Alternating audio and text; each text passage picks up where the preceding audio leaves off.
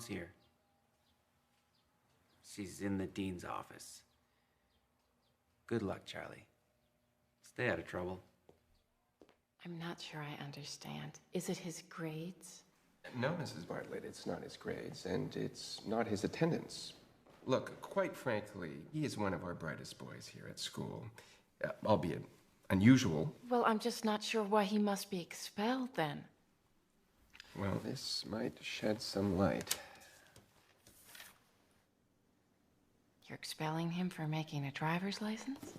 He's been running a laminating press from inside his dorm room, and he has been selling them to the other students. You have to admit they look pretty authentic. Look, Mrs. Bartlett, to be honest, I think he has a lot of potential. He's innovative, he's intelligent, he's obviously highly motivated. Perhaps this would be a good time for an endowment. No, Mrs. Bartlett, what he did was illegal, and we can't overlook that. Okay. Okay. I understand. Good.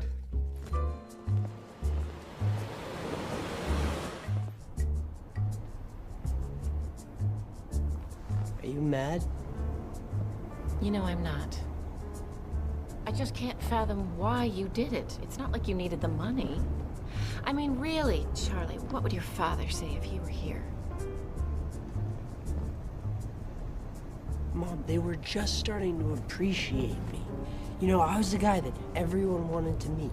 Well, maybe there's more to high school than being well-liked. Like what specifically? Nothing comes to mind. I guess now we try you living at home and going to public school. I even kept your room exactly the way you left it. Hey, Mom, have you been feeding my fish? Oh, dear. Okay. You can forget about school tomorrow. I'm calling Dr. Weathers. Now, your mom tells me that you have been getting into scrapes with the other boys. It's the best euphemism for getting the living crap kicked out of you that I've ever heard. And why do you suppose that you're being picked on? I don't know. I'm abnormal, I guess. You don't feel normal. My family has a psychiatrist on call. How normal can I be? How are your classes? They're all right. I mean, I have trouble concentrating sometimes. And what is it that you think about? I kind of have this one fantasy. Sexual? No, not really. It's just this fantasy of me stepping out on stage, and there are all these kids out in the audience chanting my name like I'm a rock star, you know? And so I step up to the mic and I say, "How y'all doing tonight?" And then they start cheering and cheering. It's great to see all of you. I'm Charlie Bartlett. And if there's one thing I want you to walk away with tonight, it's that the sky is the limit. So for those of you with troubles, for those of you feeling scared or confused or angry, remember, you are not alone. And then they go nuts again.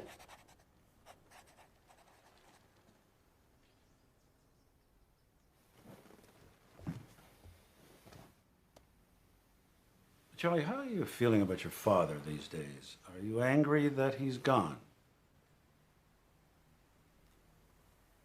Gas prices. Excuse me? I also worry a lot in class about rising gas prices. Charlie, I'm going to write you a prescription for Ritalin. And what I'd like you to do is start taking the low dose. And if after a few days you feel no side effects, then I would like to see you start taking the higher dose. So do you think I have ADD or? We won't know that until the Ritalin helps this concentration problem. You mean if I take the medicine and it helps me concentrate, we'll know I have ADD? That's the idea.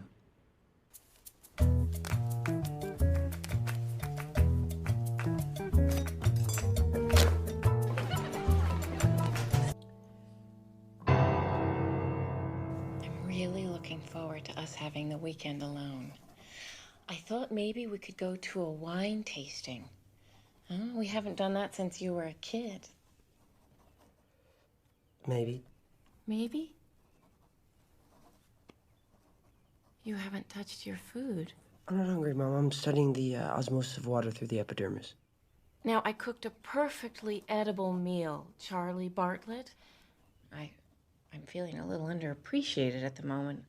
And I think it's very important that you try to at least eat your greens.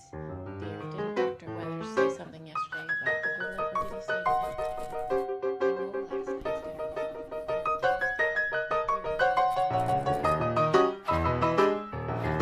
Are you listening to me? Hello? Can anybody up there hear me?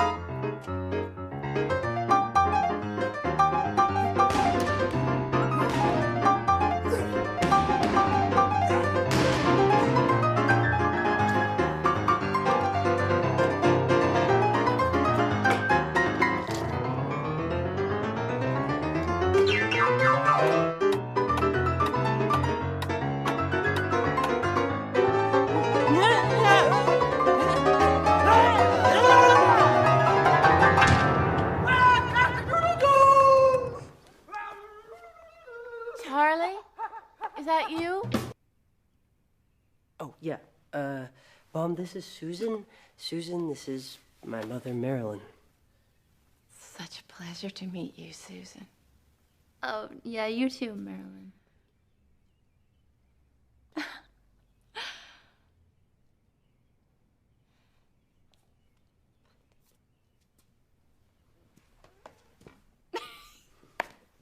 She seems very nice. Yeah. Do I get to meet your dad too? No, he's actually not with us anymore. Oh, I'm sorry. Yeah. It's okay. He was a CIA agent, you know. Yeah. He survived Somalia, Yugoslavia, Iraq. Finally, he came home, you know. And our favorite thing to do together was to get ice cream. So one day I was just sitting around and I heard the ice cream truck outside, and it always played the same song, Yankee Doodle. So basically, he ran out to stop the truck, and it just drove right over him and killed him instantly. Are you fucking with me? Yankee Doodle went to town riding on a pony, stuck a feather in his hat and called it macaroni. Bravo. Thank you. Really? You're too kind. Time to get up, Charlie. I don't have to go anywhere, Mom. I'm suspended. I am aware of that. Come on, get dressed. We're visiting your father today.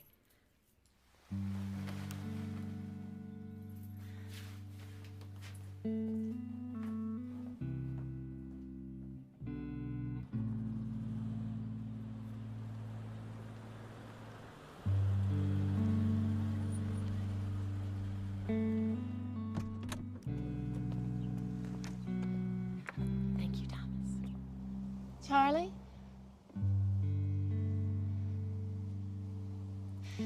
You come in when you're ready, dear.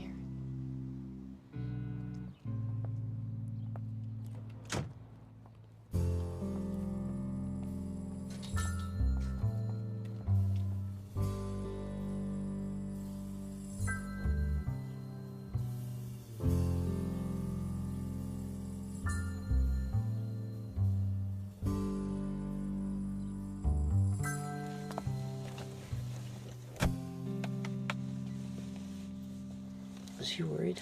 No. He says whatever's going on with you, he's sure you're going to work it out.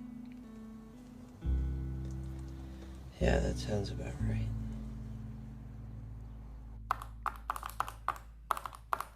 Boy, time flies. How was your 72-hour meditation? Pretty enlightening. Yeah, proud to say I'm completely rehabilitated. Very interesting resume, Charlie. Is there a private school you haven't been kicked out of? Why? You checking up on me? Don't flatter yourself. Sorry. Principals have access to academic records. As you know, I'm the principal, and as principal, I will do my best to help you graduate with what you will need to survive in the world. But I'm not always the principal. Sometimes I'm other things. Really? Like what? Like Susan's father. Oh. Hi. You're Charlie Bartlett, right? Yeah. I'm Kip. Kip Cromwell. Nice to meet you, Kip. Yeah. Do you think there's any way that we could maybe talk in private? Sure. Everyone, come on. This petition gets those cameras out of our lounge. So what's up? Is it true that you can get a hold of medication? Yeah, I guess. Why? What's going on? Well, I'm like totally depressed. I've been having these spells and trouble breathing, like mostly in class. What does it feel like? It feels like a heart attack. But I'm thinking, it's probably mental, and I can't go to my parents about it because they already think I'm a freak. So I just thought that you. Well, look, I'm not a doctor, but I don't know if Ritalин's gonna help you. Do you know what would? I'm not sure. But I'm gonna find out. I'm gonna work this out, I promise. Yeah. But thanks.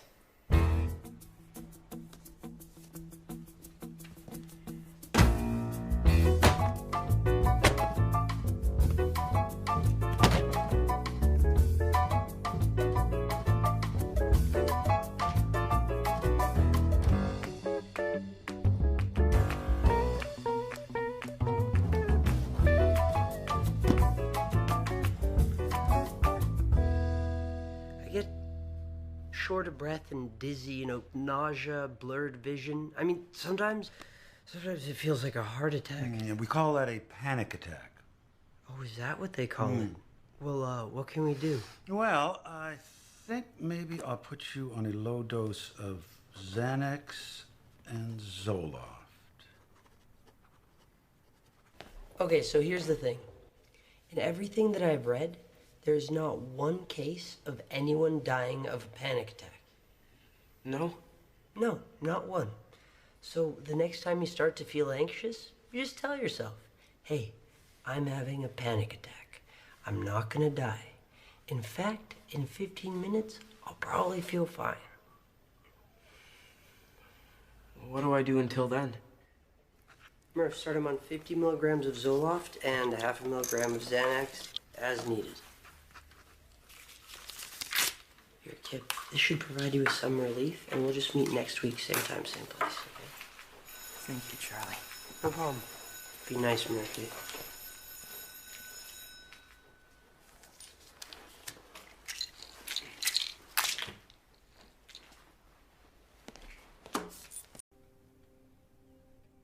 If you can explain what you're doing, or better yet, why you're doing it, that'd be a good start.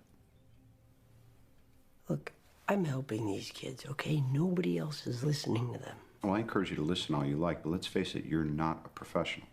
No. And these medications have a legitimate use. They've helped a lot of people.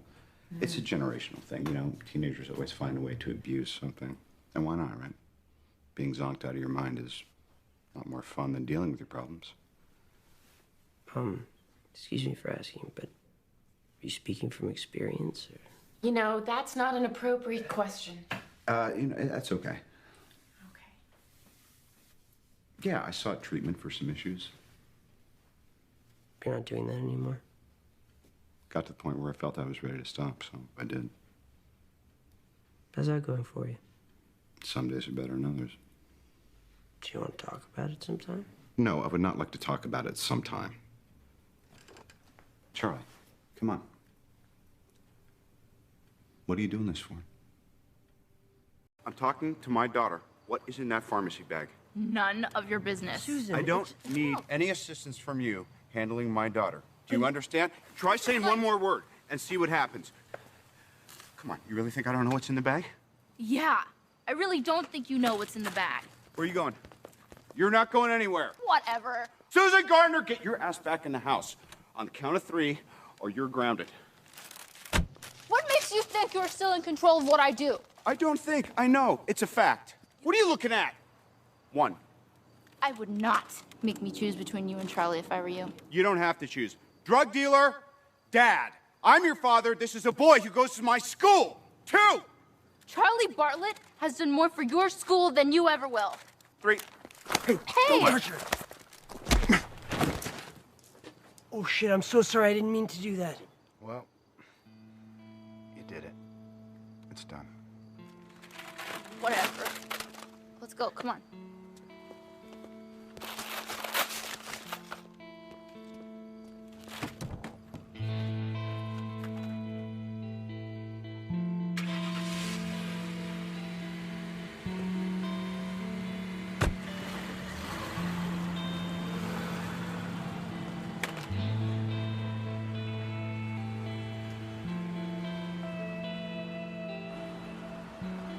I'm really sorry I did that. It's not your fault. So, Charlie Bartlett assaulted you.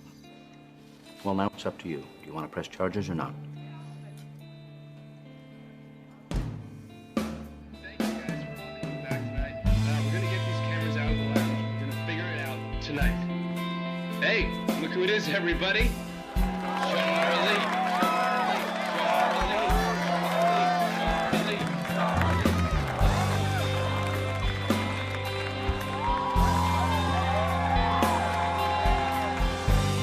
How y'all doing tonight? My name is Charlie Bartlett. There's one thing I want you guys to walk away with tonight.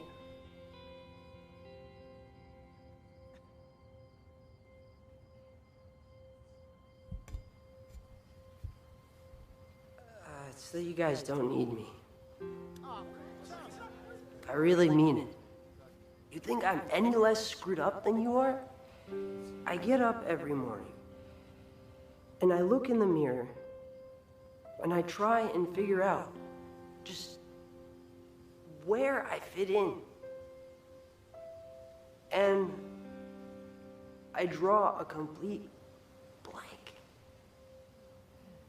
You guys are looking to me to tell you what to do? You need to stop listening to me. Stop listening to people telling you who you should be. And stop listening to the people that are telling you you're not good enough to do the things that you want to do. You guys have all the answers. You're under arrest for assault. What? Come on.